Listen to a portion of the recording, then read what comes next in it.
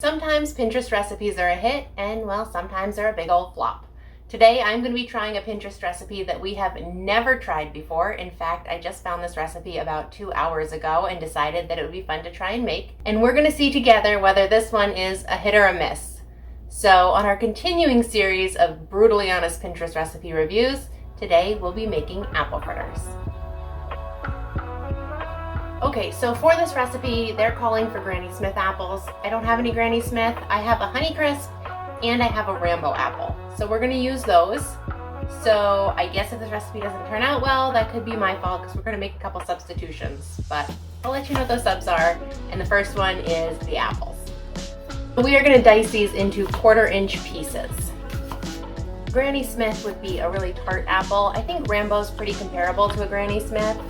But the Honeycrisp is a very sweet apple, obviously. These Honeycrisp apples actually taste like apple cider to me. They're so delicious. Both of these apples were grown locally. We have friends who have an apple orchard and who sell in the central Pennsylvania area. In fact, if you're ever in this area in central Pennsylvania and you want to visit K. Schlegel Fruit Farms, I believe they sell in quite a few markets around here, including somewhere in Harrisburg. These apples are the best. All right, so the next step is to put these apples in a frying pan and cook them down with a little bit of coconut oil.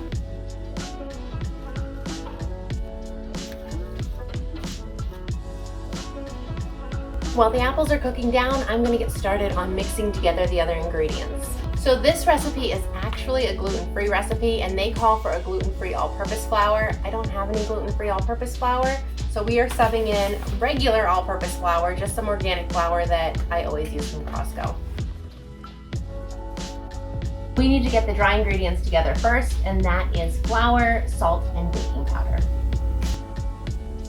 We're gonna go back to the apples for a second. We're just gonna add in some cinnamon and vanilla. They look like they've softened up, which is all that the recipe called for them to do.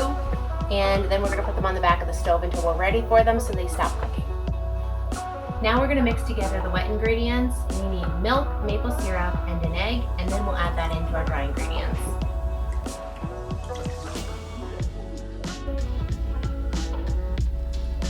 I'm going to use this really pretty green egg. I have no idea which of our chickens is like this, but this is the only one we've gotten like this, and it's absolutely beautiful.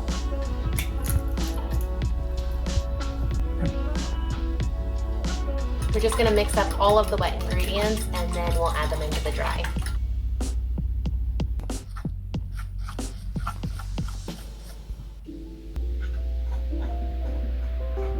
All right, we're gonna add in the apples, and that is our very last ingredient before we get to fry these up.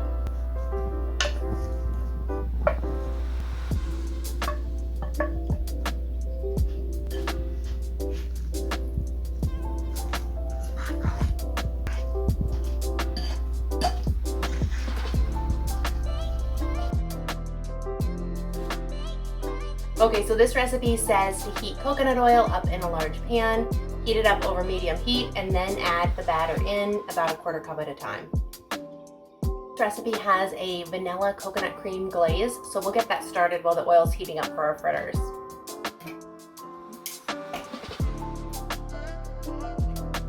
It calls for just the cream off the can of coconut.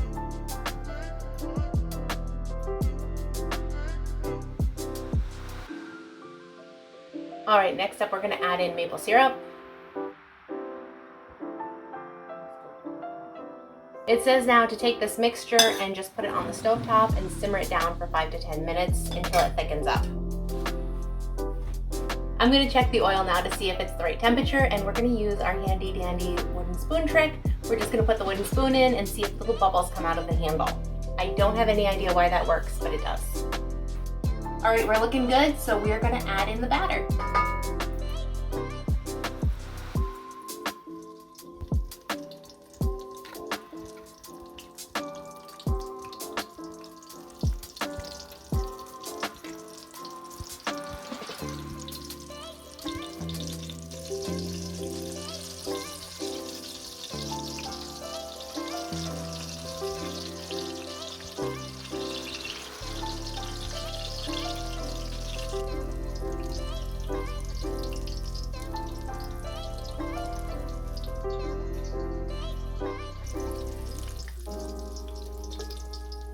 All right, I'm just gonna keep going until I have all of this dough fried into fritters, and then we'll get to glaze the tops and give them a try.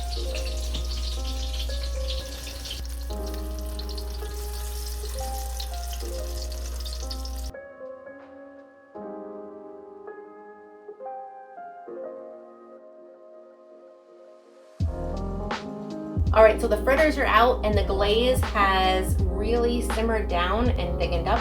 So I'm just gonna add the last ingredients into the glaze, and that is vanilla, a little bit of salt, and some cinnamon.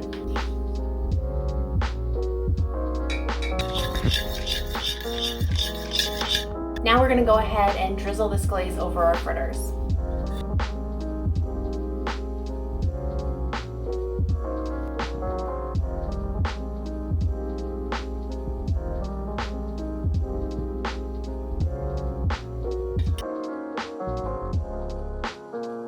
All right, so moment of truth. I have my taste tester with me, and we're both gonna give this a try and see what we think. To be perfectly honest, they aren't the prettiest thing I've ever made, so there's one knock against them, but I guess the proof is in how it tastes. So, do you wanna go first? All right. We will all stare at you awkwardly while you try your first fritter.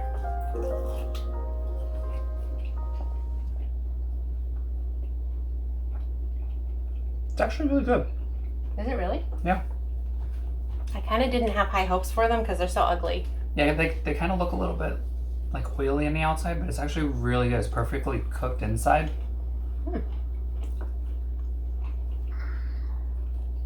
These are really good.